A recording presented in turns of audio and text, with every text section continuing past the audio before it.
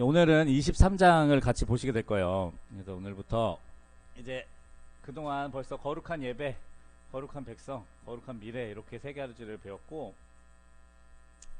이제 오늘은 이제 미래에 대한 이야기를 할 텐데, 이게 왜 미래냐, 그게 중요하잖아요. 이게 왜 미래냐면 앞선 내용들 첫 번째는 예배를 이렇게 드려라, 그 제사법을 하나님이 레위기 초반에 가르쳐 주셨고, 그 다음에 이스라엘 백성들이 정결하고 안전하게 살 수 있는 법들을 그 뒤에 주셨어요. 그거는 현실에 관련된 겁니다. 그러니까 제사는 우리 과거의 죄를 씻는 거라고 말할 수 있잖아요. 그러면은 그 레위기 중간에 대속죄일과 그 다음 하나님이 주셨던 율법들은 이 현재에 관련된 거고요. 오늘부터 배울 내용들이 이제 주로 절기 이런 것들이 나오는데, 이거는 대대로 지켜야 될 거예요. 대대로. 그러니까 앞으로 미래 다음 세대들까지 계속해서 되물림하면서 가르쳐야 될 그런 절기에 대한 내용들을 우리 같이 공부하게 될 것입니다. 네, 그래서 또 복습의 시간이 다가왔습니다. 할렐루야. 자, 이제는 뭐 이 정도는 아주 쉬우시죠? 네, 자, 모든 걸 다 태워드리는 제사가 있었습니다. 네, 맞습니다. 번제. 그리고 그 다음에 하얀 곡식으로 드리는 제사가 있었죠. 아, 네. 이제 점점 목소리가 커지네요. 네, 자신감이 붙으셨습니다. 그 다음에 서로 네, 사이좋게 화목하게 네, 지낼 때 드리는 네, 평화의 제사, 네, 화목제가 있고요. 그 다음에 하나님 앞에 죄를 범죄해서 그걸 속죄해야 될 때 드리는, 네, 제가 정답을 다 말씀드리죠. 그리고 사람한테 잘못하거나 아니면 물건을 망가뜨렸을 때 그 물건을 변상해야 될 제사가 있었습니다. 네, 속건제. 네, 이렇게 구약의 5대 제사 다 배우셨고, 그리고 아론과 그리고 그 아들들의 잘못된 제사 모습도 같이 배우셨고요. 그리고 그 다음 전염병에 관련된 내용들 배우셨고, 그리고 레위기의 그 가운데 있는 제일 중요한 대속죄일, 이걸 통해서 예수 그리스도의 그 속죄가 이제 상징되는 그 중요한 대속죄일을 배우셨습니다. 그리고 17장부터 22장까지 이스라엘 백성들이 지켜야 될 것, 그 많이 있었어요. 예배도 지켜야 되고, 특히나 강조됐던 게 가정을 지키는 거였습니다. 그래서 성적인 것에 대한 율례와 규례들이 엄청 많이 나왔죠. 그래서 하나님이 그러니까 아직 완벽하진 않지만 이런 가정을 꿈꾸셨습니다. 지금 우리가 사는 가정 있잖아요. 엄마 아빠 있고 자녀들이 그 보호 아래 있고. 근데 예전에는 그런 정상적인 가정이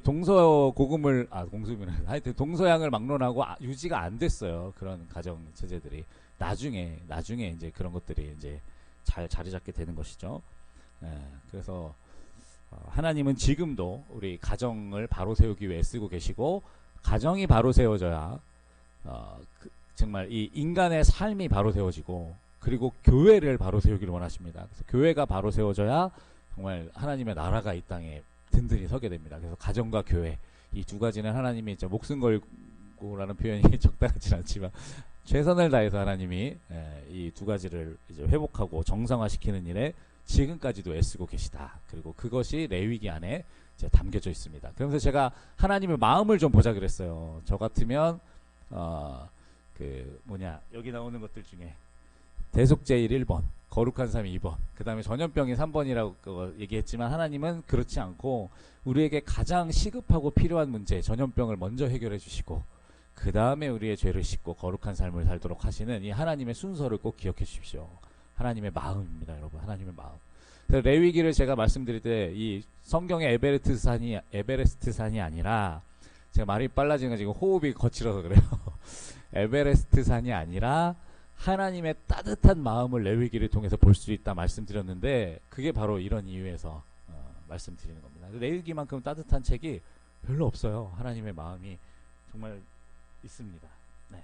그래서 오늘은 이제 이스라엘 백성들이 이제 반복해서 지켜야 되는 절기, 그리고 25장부터 26장 자유의 날이라고 되어 있는데, 이스라엘 역사에 한 번도 지켜지진 않았지만, 그러나 하나님이 꿈꾸셨던 그 희년이라는 것, 안식년, 희년에 관련된 걸 또 배우게 될 거고요.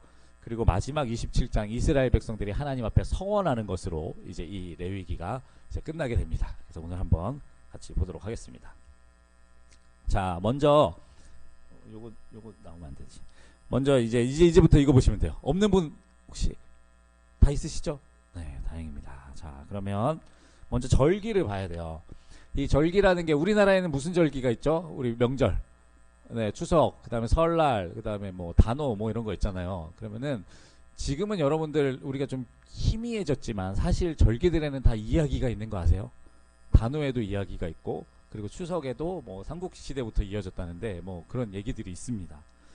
이렇게 명절이라는 거는, 이 절기라는 거는 한 민족을 구성하는 데 있어서 되게 중요한 거예요.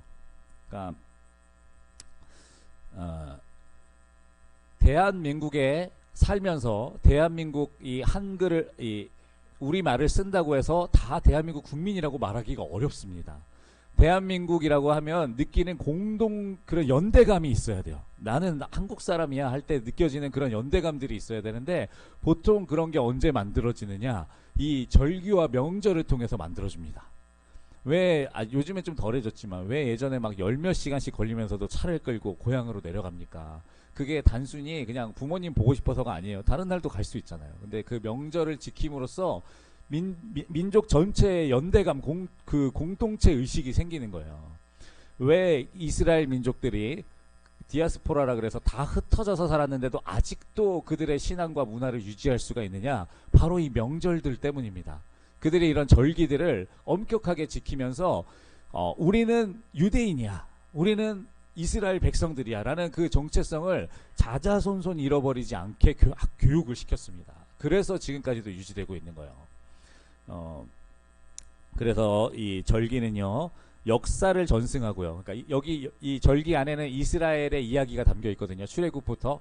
그래서 역사를 전승하고요. 그리고 또 하나, 이 한 공동체로 만드는 연대감을 줍니다. 근데 여기서 끝나면 그냥 유대인들이에요, 우리가. 근데 우리는 기독교인이잖아요. 예수님 믿는 사람들이잖아요. 그래서 여기에 하나가 더 추가되는데 그게 뭐냐? 바로 선취라는 개념. 예수님에 대한 이야기가 이 절기 안에 하나하나 다 담겨져 있습니다. 그래서 예수님에 대한 이야기가 6월절부터 시작해서 그 마지막 감사절까지 그 절기 안에 다 들어가 있습니다, 여러분. 그래서 그거를 우리가 하나씩 보면 돼요. 이 고린도전서 5장 8절 말씀 우리 다 같이 한번 읽어보겠습니다. 시작.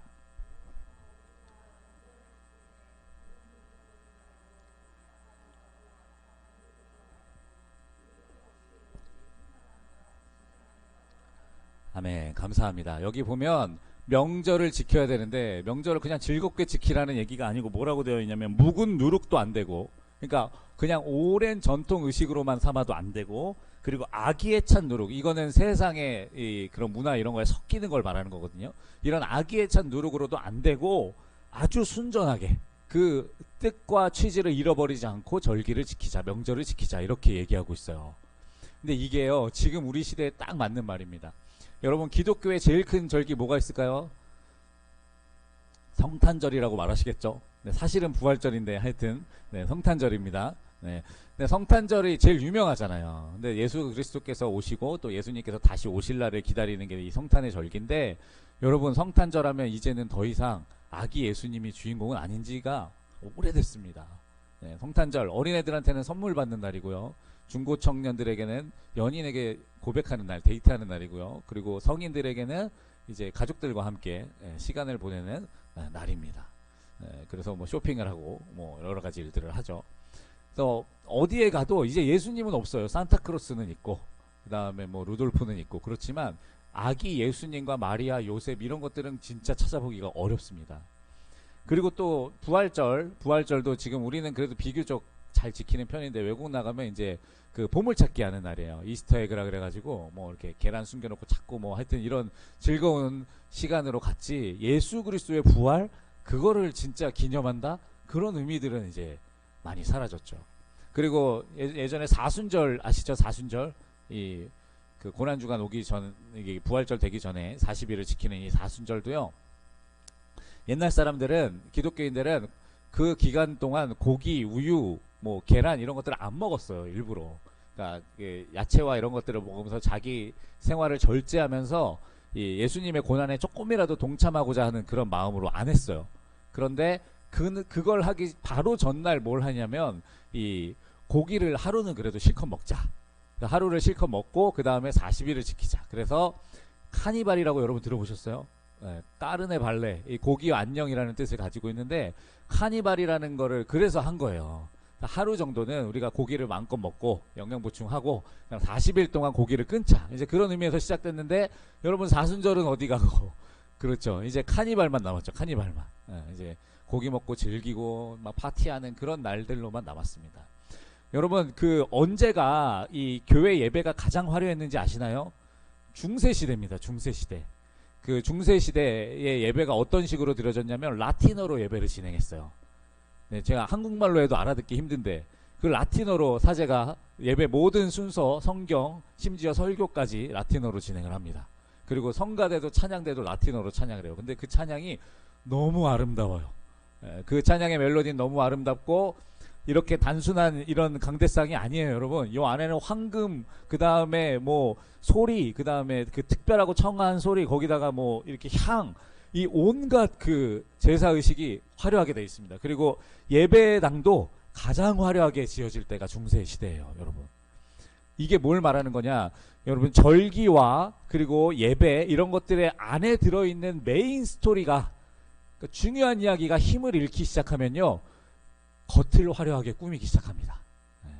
지금처럼 성탄절이 화려하게 전 세계에서 지켜지는 날이 있었을까요? 없어요. 인류 역사에 이런 날이 없습니다. 그런데 지금처럼 성탄절의 이야기가 힘이 없는 날도 없습니다. 무슨 말인지 아시겠죠? 이게 진짜 중요한 이야기가 힘을 잃어가면 겉모습을 화려하게 꾸미는 거예요. 그걸로 대체하는 거예요. 여러분 중세 예배가 얼마나 신비스러웠는지 아십니까? 사제도 그냥 이렇게 얘기 안 해요. 주기도문 하시겠습니다. 이러면 주기도문 뭐 하시겠습니다. 이러면서 멜로디가 있어요. 사제가 하는 말에. 그래서 뭔진 모르지만 아름다워. 그리고 수사법, 뭐 발성법 이런 그 예쁜 소리를 내는 법도 그때가 제일 많이 발달돼 있었어요. 그러나 메인 스토리는 뭔지를 몰라요. 그냥 영적인 뭐 그런 느낌, 뭐 어떤 굉장한 감성적인 느낌은 있는데 이야기는 사라진. 네.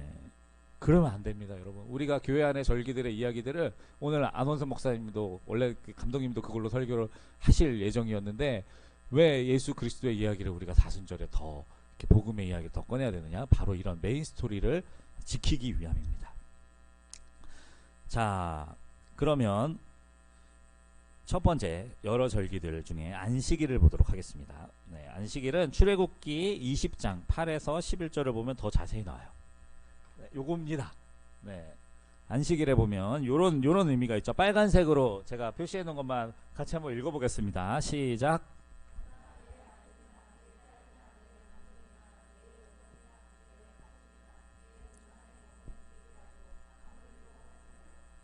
네, 감사합니다. 근데 참 신비로워요. 원래 안식일의 뜻은 하나님이 7일 동안 6일 동안 세상을 창조하시고 하루를 쉬셨으니 너희도 그것을 기억하면서 쉬어라. 이게 안식일의 의미예요. 근데 하나님은 거기다가 하나를 더 얹으셨습니다. 뭐냐? 그날은 너만 쉬는 날이 아니라 너의 보호 아래에 있는 모든 약자들도 같이 쉬어야 된다. 이거를 하나님이 거기다 하나를 떡하니 더 얹으셨습니다. 그러면 이거를요 거꾸로 거슬러 올라가면 하나님께서 안식일을 우리에게 주신 의미도 찾을 수 있어요. 하나님이 쉬셔야 될까요? 하나님은 안 쉬신대요. 예수님이 말씀하셨어요. 아버지도 일하시니 나도 일한다. 안 쉬신대요. 근데 왜 안식일을 만드셨을까요? 우리는 쉬어야 돼요. 우리는 쉬어야 돼요. 여러분 사장님은 안 쉽니다. 돈이 벌리니까. 그런데 종업원들은 쉬어야 될까요? 안 쉬어야 될까요? 쉬어야 됩니다. 마찬가지예요. 여러분 오너는요 안 쉬어도 괜찮은가 봐요. 우리 사장님들 안 쉬어도 괜찮은 그런 마인드들이 있으세요. 그러나 우리의 보호 아래에 있는 사람들은 쉬어야 돼요. 하나님은 그걸 아시니까 하나님이 쉬는 날을 우리 인간들에게 허락해 주시면서 창조를 기억하게 하신 거예요. 여러분 이런 하나님의 마음을 우리가 헤아려야 됩니다. 그 마음을 알아야 돼요. 네. 그래서 안식일은 기억하는 것, 하나님의 창조를 기억하는 것, 그리고 하나님께 감사하는 마음으로 하나님의 마음을 자기도 실천하는 겁니다. 쉬게 해주는 거예요. 근데 옛날 이스라엘 사람들이 아시죠? 엘리베이터를 눌러주는 사람이 있었다고. 안식일이 되면은 엘리베이터를 누군가 눌러줘야 자기들이 쓸 수 있어서 하여튼 그랬대요. 근데 지금은 이제 전층에서 열리는 걸로 바뀌었대요. 엘리베이터가. 근데 이러면 안 돼요, 여러분. 이건 안식일을 지키는 게 아닙니다. 그러면 누군가는 노동해야 되잖아요. 그럼 진정한 의미의 안식일은 아니에요. 내가 쉬기 위해 남을 일하게 만드는 건 안식일의 취지에서 사실은 벗어나는 걸 알 수 있죠. 그래서 이 안식일을 통해서 우리는 창조를 기억할 수 있습니다. 하나님이 이 세상을 만드셨다. 오늘 설교에도 창세기 1장 1절을 믿지 못하면 그 뒤에 무슨 얘기도 사실은 다 믿지 못하는 거다. 마찬가지입니다. 하나님이 세상을 창조하신 것부터 우리가 믿어야 되고, 그래서 안식일이 모든 절기의 시작이 되는 것이죠. 자, 그럼 두 번째로 유월절과 무교절이 있습니다. 유월절은 이제 패스오버라고 하는데, 여러분 기억나시죠? 그 문설주에 양의 피를 바르면 장자가 안 죽고, 안 바르면 유대인이, 그러니까 이스라엘 백성이든지 이집트 사람이든지 다 죽는 거예요. 이스라엘 사람들은 봐주는 게 아닙니다. 그 피가 발라져 있으면 통과하는 거고, 그게 심지어 이집트 사람일지라도 애굽 사람일지라도 그 피가 발라져 있으면 지나가는 거예요. 그리고 안 발라져 있으면 안 되는 겁니다. 이거를 우리가 기억해야 돼요.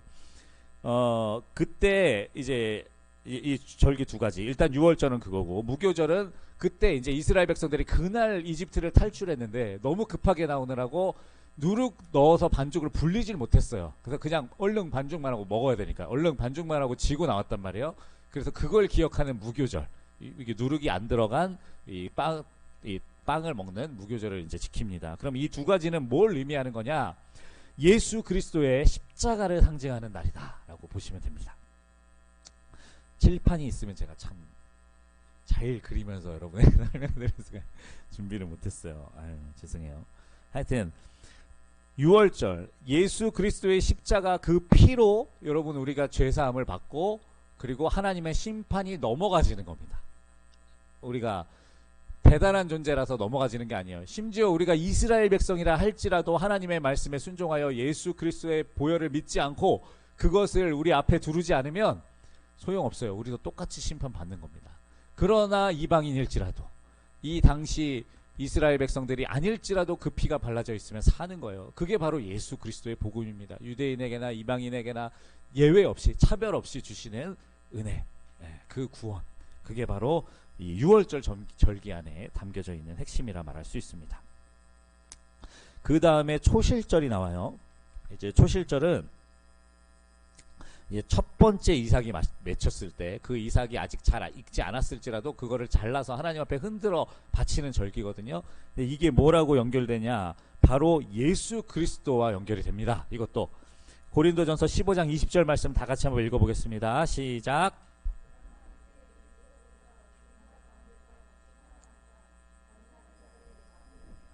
할렐루야. 첫 열매, 이게 중요합니다.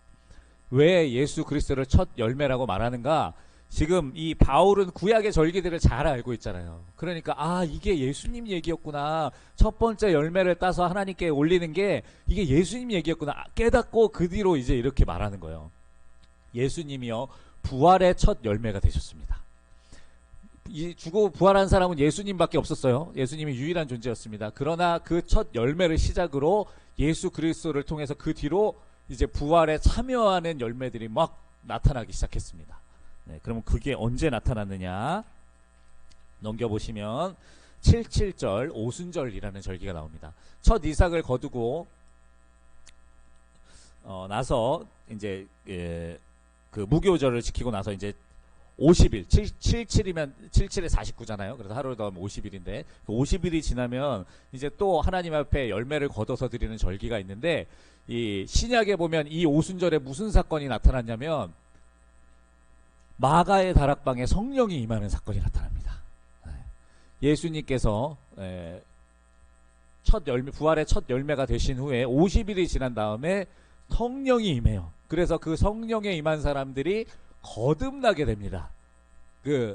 다시 태어나게 되는 거예요. 그러면서 예수 그리스도의 부활에 같이 참여하는 자들로 이제 변하게 됩니다.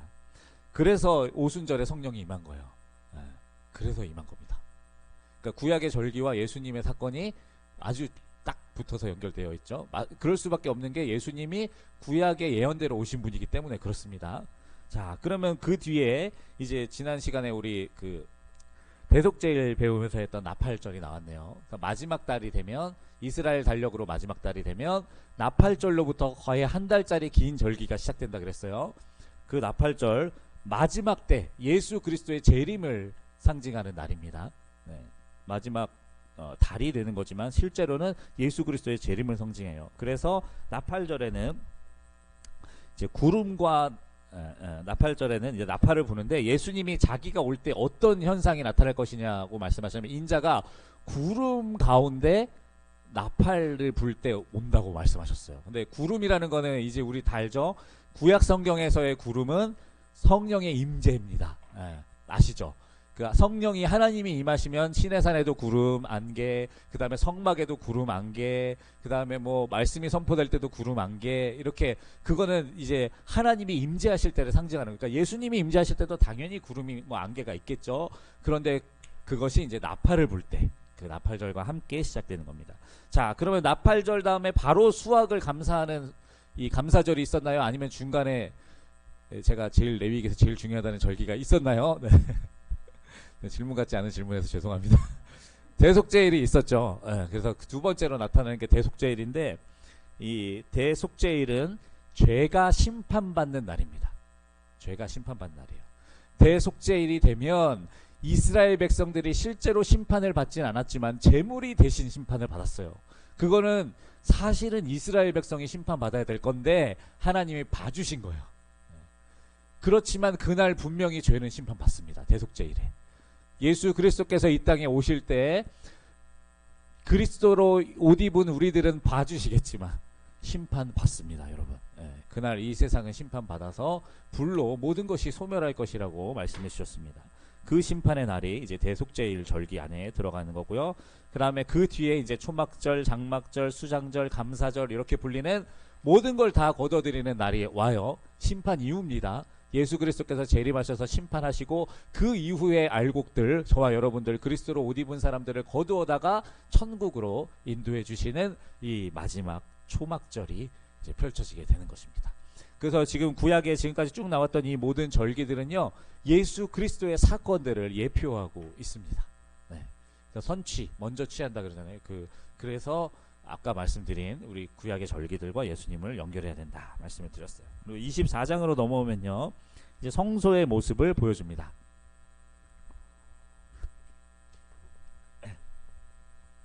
어이구, 제가 이거 해놓고 안 했네요. 이렇게 네, 연결이 됩니다. 네. 영상으로 보시는 분들을 위해서 이렇게 됐다가 이렇게 되는 겁니다. 네. 네. 네. 그리고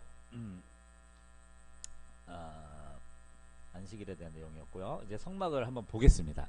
이게 이제 성막이에요.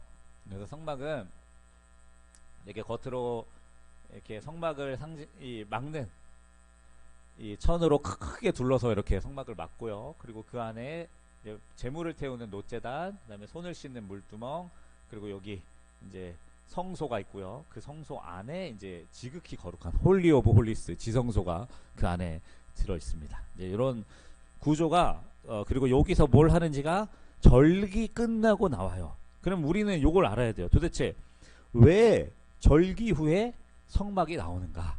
이걸 알아야 되는 거죠. 절기를 통해서 예수 그리스도를 보여주셨다면 그 다음에 보여줘야 될 게 뭐냐면, 여러분, 교회의 모습을 보여주셔야 됩니다. 네. 교회는 어떤 모습이고 어떤 공동체인가를 보여주셔야 돼요.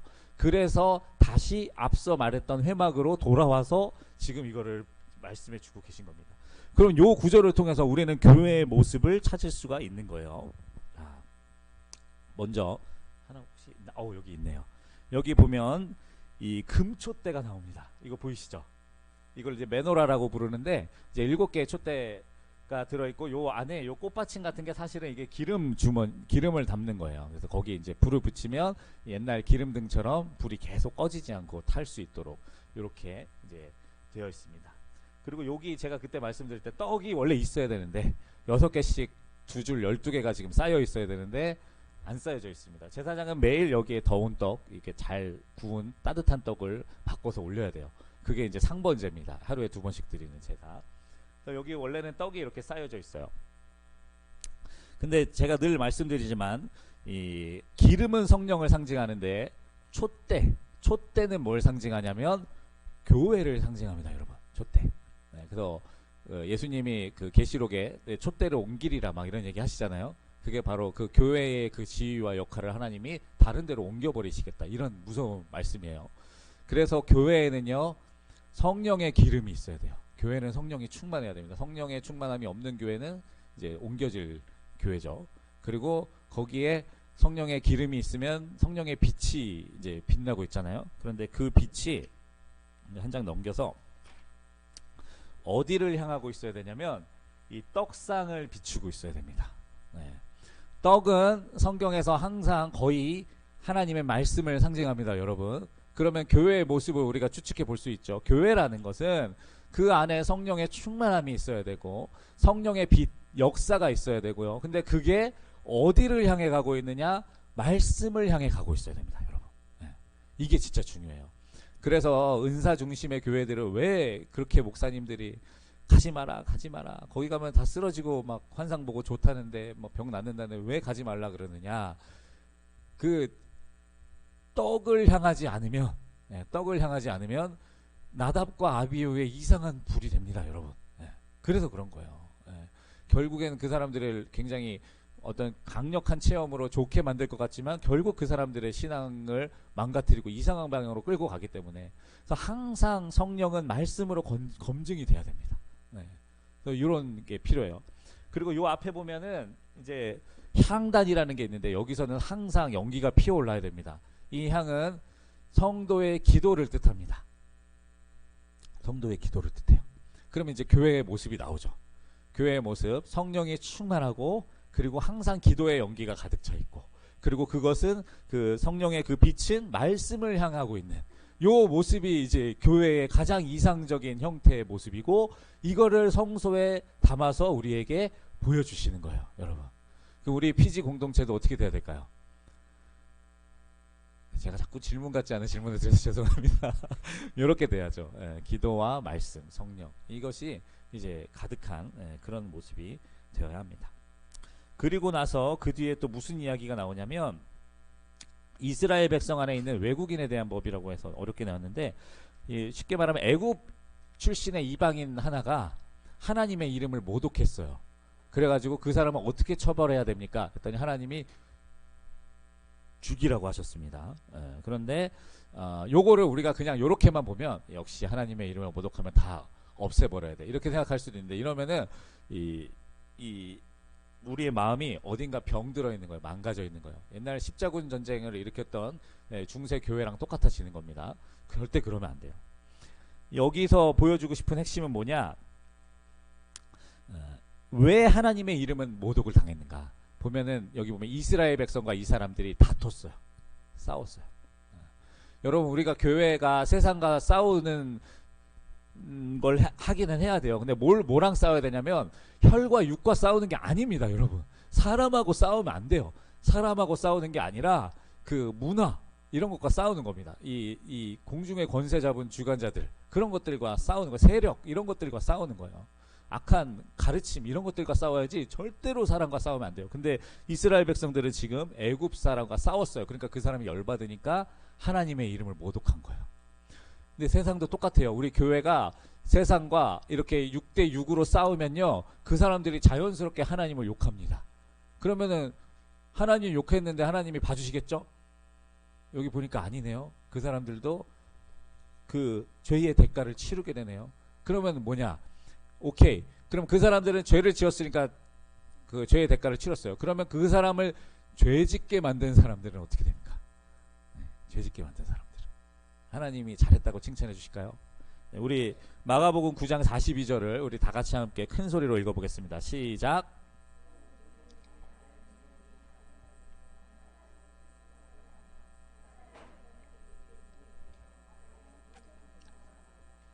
아멘.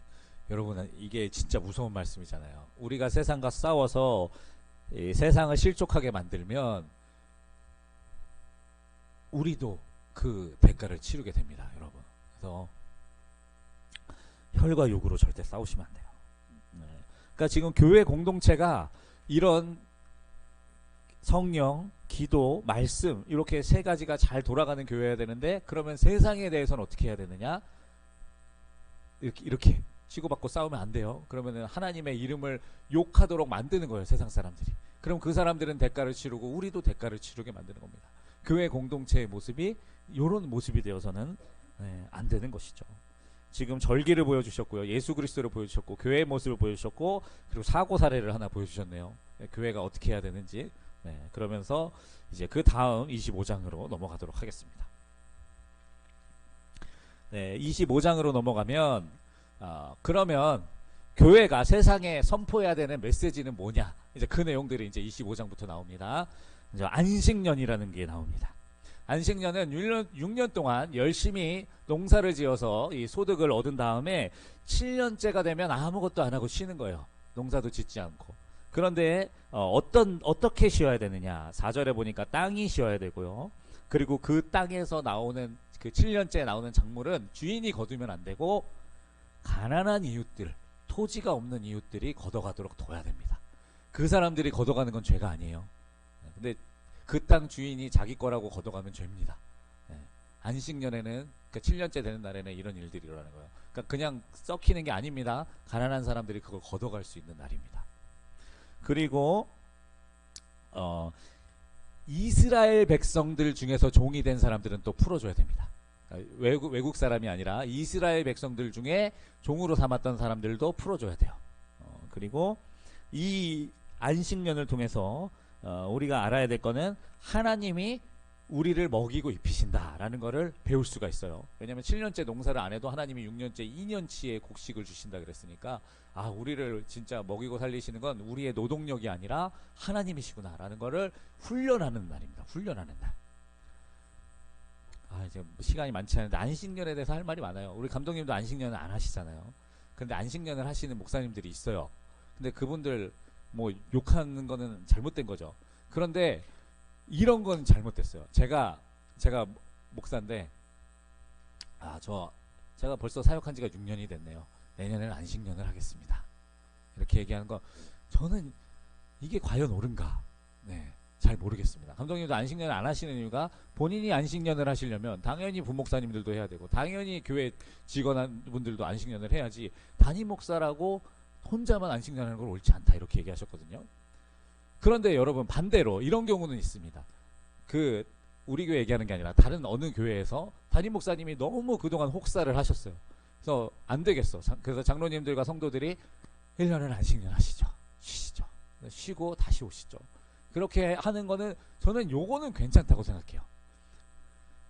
그런데 근데 이제 하여튼 이게 어가 다르고 아가 다르거든요. 성도님들도 안식년을 해야죠. 그러면 그죠? 동의하시지 않습니까? 그런데 여기서 나오는 안식년은 사실은 쉬라고 주시는 안식년의 개념은 아니에요. 믿음으로 살라고 주시는 1년입니다. 그런데 우리 안식년을 제가 성도님들에게 하시죠. 그러면은 다들 너무 반응이 뜨거운 이유는 다들 너무 지쳐있거든요. 지금 너무 힘들거든요. 그래서 쉬고 싶은 마음에 이렇게 얘기하지만 여기서 말하는 안식년은 그냥 단순히 쉬는 날이 아닙니다. 나는 하나님이 먹이시는 사람이라는 믿음에 도전을 하는 해인 거예요. 도전을 하는. 진짜 내가 하나님 먹이시는 사람인가 아닌가. 그걸 도전하는 날입니다. 그럼 목사님들은 안식년을 제대로 하려면 어떻게 해야 될까요? 목사님들도 하나님이 먹이고 입히실 걸 믿고 쉬어야죠. 그게 맞습니다. 그럼 성도님들은 교회만 안 나오면 안식년인가요? 봉사만 안 하면 안식년인가요? 그러면 안식년을 완전히 오해하고 계신 거예요. 생계를 쉬어야 돼요. 안식년에도 그 안식일은 지켜야 됩니다. 상번제나 그런 거 다 지켜야 돼요. 주일 예배 나와야 되는 거예요. 그럼 뭘 안식하는 거예요? 자기의 생계 수단을 쉬는 거예요. 이게 안식년이에요. 근데 한국 교회는 이상한 오해가 생겨서 자꾸 자기의 생계 수단을 쉬는 안식년이 아니라 그냥 일을 좀 안 하는 걸로 오해하는 거예요. 근데 저는 그러면 안 돼요. 정직하게 말해야 됩니다. 재충전이 필요합니다. 이러면 되잖아요.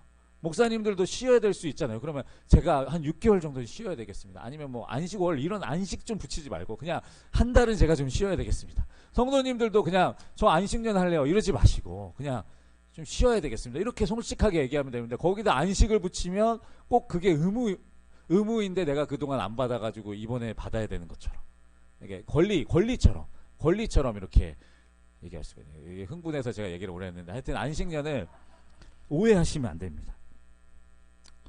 출애굽기 안식년이란 말 쓰지 마세요. 잘못된 말입니다. 그리고 이제 안식년이 7번 되면 77에 49죠. 그러면 희년이라는 게 옵니다. 희년은 더 대단한 날이에요. 이 기쁠 희자를 써서 이제 희년인데 안식년이 7년째잖아요. 근데 희년이면 50년째니까 한 1년이 더 있잖아요. 그러니까 하나님이 3년치 먹을 걸 주고 놀게 하신답니다, 여러분. 3년치 먹을 거라고 좋아하지 마세요. 그걸로 3등분해서 먹어야 됩니다. 3년치 먹을 걸 주고 희년을 지키게 하신다는 거예요. 희년은요, 이 모든 절기들의 핵심이고요. 우리가 세상에 선포해야 될 메시지입니다. 희년은 어떻게 되냐면, 희년이 되면 무슨 변화가 있느냐? 사람만 돌려주는 게 아니라 땅을 돌려줘야 됩니다.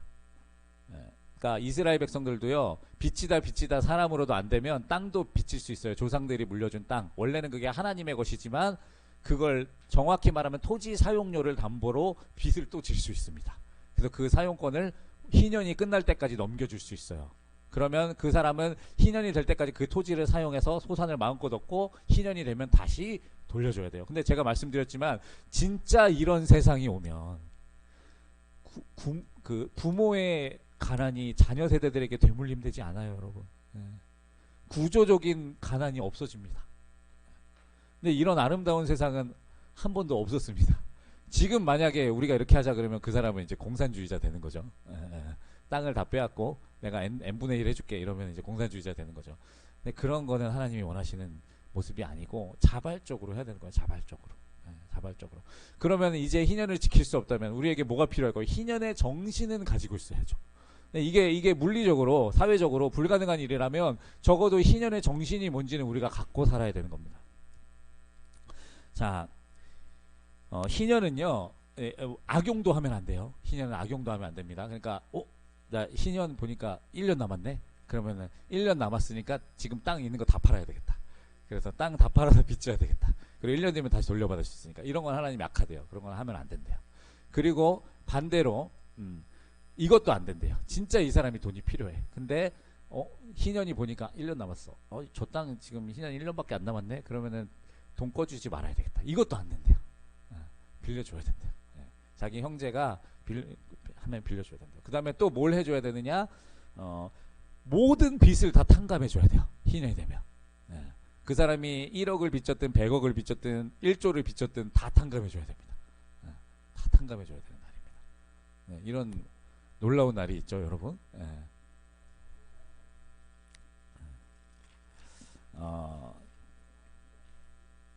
그래서 우리가 이 희년의 정신을 통해 뭘 얻어야 되느냐?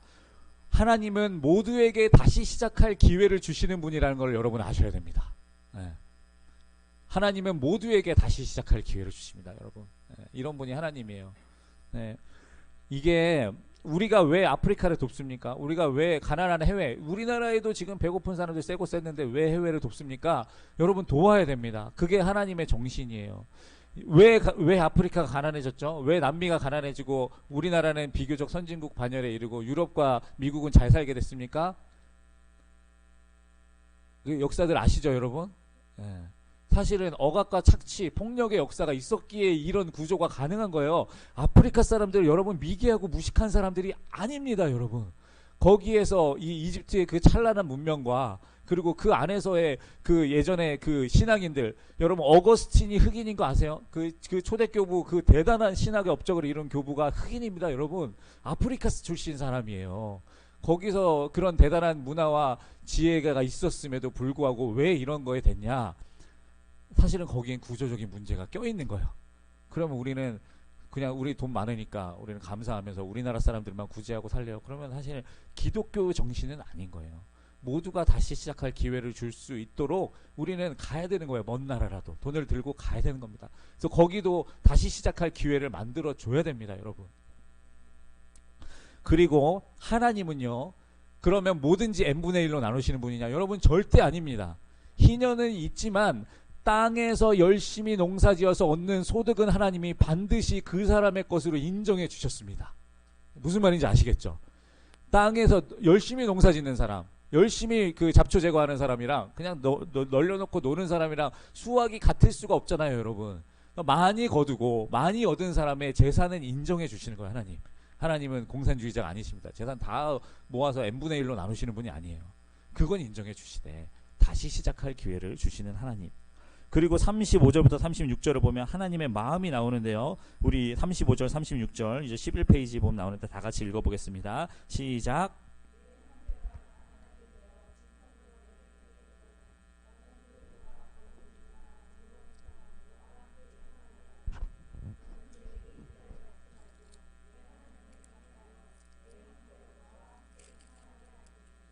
네, 감사합니다. 제가 당이 떨어져서 과자를 하나 좀 먹겠습니다.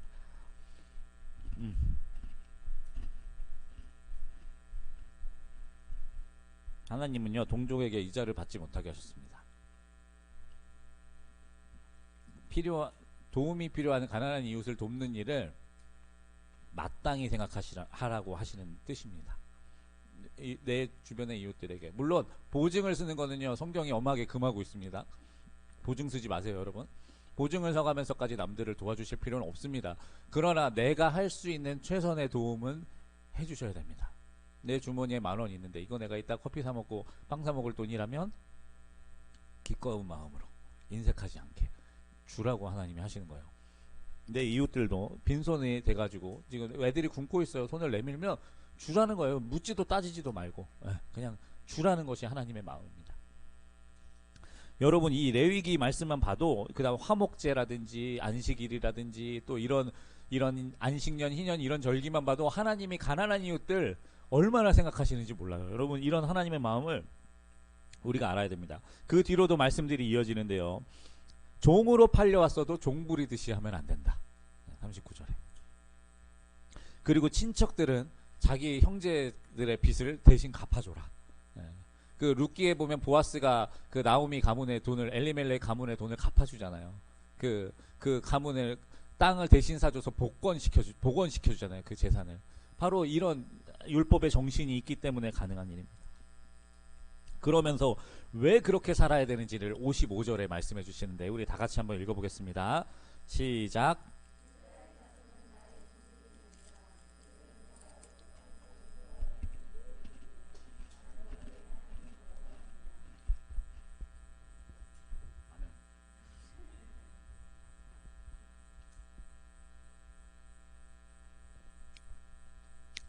받은 은혜를 기억하라는 거예요. 너네들이 원래 종이었다. 너네들은 원래 종이었고 억압받는 사람들이었고 고통받는 사람들이었다. 근데 내가 너희들을 값없이 건져줬다. 그러니 제발 은혜 받은 사람처럼 너네 받은 은혜처럼 좀 이웃들에게도 좀 그러고 살아라. 하나님의 메시지예요. 예수님의 은혜도 여러분 마찬가지입니다. 우리를 다 복음의 빚진 자라고 바울은 말하거든요. 빚졌어요. 우리가 대가를 잘 치러서 하나님이 오케이 그럼 구원해 줄게 해준 게 아니라 빚졌습니다. 그러니까 예수님이 말씀하신 1만 달란트 빚진 사람들이 우리입니다. 달란트가 조 단위의 금액인지 아시죠, 여러분? 1만 달란트면 셀 수 없는 금액이에요. 감히 갚을 수 없는 빚을 진 사람들이니 어려운 이웃들을 좀 도와줘라. 억압하지 마라. 다시 시작할 기회를 줘라. 이것이 이제 하나님의 마음인 것이죠. 자, 그리고 이제 26장으로 넘어오면 이제 하나님이 이제 레위기를 끝내셔야 되기 때문에 당부의 말씀을 넣어놨습니다. 너희는 예배 잘 드려야 된다. 그리고 절기도 잘 지켜라. 그래야 내가 여러 위협에서 너희를 지켜줄 것이다. 그래야 내가 너희를 함께 할 것이다. 라고 말씀하고 있습니다. 그리고 지키지 않으면 질병, 패배, 쇠약, 가난 이런 죄의 열매를 먹게 될 것이다. 말씀하고 있습니다. 하나님이 질병 주시는 거 아니고요. 하나님이 패배시키시는 거 아니고 하나님이 쇠약하고 가난하게 만드시는 게 아닙니다. 여러분, 하나님이 지켜주셔서 안 그런 건데 하나님이 안 지켜주시면 이렇게 되는 거예요. 하나님이 하시는 거라고 하나님 억울하게 만드시면 안 됩니다. 하나님 저한테 왜 이러세요? 그럼 하나님이 그러실 거예요. 아니 네가 그렇게 살아놓고 왜 나한테 그러냐. 하나님 억울하실 거예요. 그동안 내가 봐준 게 더 많은데 어떻게 그렇게 말할 수가 있냐. 아마 하나님 그러실 겁니다. 그리고 넘어가서 만약에 너희들이 나의 이런 마음을 모르고 받은 은혜도 파렴치하게 잊어버리고 절기도 지키지 않고 멋대로 살면 내가, 이거 무서운 말씀입니다, 그 땅을 강제로 안식하게 하리라. 네. 안식일이 되면 어떻게 됩니까? 안식년이 되면, 희년이 되면 먹을 거 하나도 없죠. 쫄쫄 굶어야 되죠. 예. 하나님이 강제로 이렇게 만드시겠다. 예. 너네들이 이걸 안 지키고 이 하나님의 마음대로 살지 않으면 내가 강제로 그렇게 만들어 버리겠다 말씀해 주십니다. 그래서 그 희년을 대대로 지키지 않았던 이스라엘 백성들은 무려 70년의 포로 기간 동안 그 땅을 비우고 강제 안식년을 거기서 보내야 됐습니다. 자, 그러나 하나님이 얼마나 마음이 죄송한 표현이지만 여리신 분인지 모릅니다. 그러고 뭐 나서 40절부터 46절에 보면 또 뭐냐면 그래도 그런 일이 벌어져도 너희들이 내 앞에 와서 회개하면 나는 용서해 줄 것이다. 이게 하나님이에요. 하나님이 무서운 심판을 얘기하셔요. 그 소예언서 이런 것들 보면 그 예언자들을 통해서 정말 무시무시한 심판의 얘기들을 하시는데 결국 결론은 뭐냐? 그래도 나는 너네들이 회개하면 용서해 줄 거다. 돌아온 탕자를 기다리는 아버지의 마음이죠. 사실은요, 탕자의 아버지가 탕자에게 재산을 준 건요, 탕자를 심판한 겁니다. 제 말 무슨 말인지 아시겠죠? 탕자에게 복을 준 게 아니라 화를 준 거예요. 네가 진짜 원하는 그 재산이 너에게 복인지 화인지 네가 경험해봐라. 사실은 화입니다. 화를 줬지만 이게 심판을 받은 거예요. 사실 둘째 아들은요, 재산을 받으면서 하나님의 아버지의 심판을 받은 겁니다. 결국 그 대가대로 되잖아요. 그런데 그게 끝이 아니죠. 아버지는 그 모든 일들을 겪고 나서 뉘우쳐 돌아오기를 간절히 기다리는 거예요. 이게 하나님의 마음입니다. 레위기에도 똑같죠. 그리고 나서 27장에 서원에 대한 게 나옵니다. 여기서 서약이 왜 나오는지가 중요해요. 서원은요, 결단을 상징하는 거예요. 결단. 지금까지 하나님이 제사법, 그 다음에 전염병, 뭐 절기, 뭐 이런 예수 그리스도의 상징, 그다음 어떻게 살아야 되는지 거룩한 삶, 그리고 뭐 지금까지 이제 뭐 결국에 세상에 어떤 메시지를 선포해야 되는지 뭐 안식년, 희년 여기까지 왔습니다. 그리고 이제 하나님의 경고까지 이제 마지막 당부의 말까지 끝났어요. 그러면 이스라엘 백성, 얘들아 너네들 내 앞에서 서약해라, 약속해라, 우리 약속하자, 우리 계약하자, 이렇게 하나님이 얘기하시는 거예요. 여러분, 우리가 예배 시간에 나가서 하나님, 저는 하나님의 것입니다. 여러분, 이거 서약이에요. 저는 주님 뜻대로 살겠습니다. 이것도 서약이에요. 네, 저는 이제 주님만 섬기겠습니다. 이것도 서약이에요. 결국 우리가 인간이 하나님께 드릴 수 있는 최종 신앙 고백은 서약입니다. 무슨 말씀인지 아시겠죠? 네, 네. 그걸 지키든지 안 지키든지는 사실은 우리의 몫이고 우리의 믿음의 분량, 우리의 연약함, 뭐 강인함 이런 게 결정하겠지만 어쨌든 우리는 늘 하나님 앞에 서약하면서 사는 거예요. 매주일 서약하는 겁니다. 그래서 용서받은 이들의 거룩한 예배와 거룩한 삶, 이것이 서약으로 나타나게 되는 것입니다. 그래서 마지막에 레위기에 서약이 들어옵니다. 서약 예물, 뭐 돈, 짐승, 땅, 사람, 뭐 이런 것들을 값으로 치러야 되고요.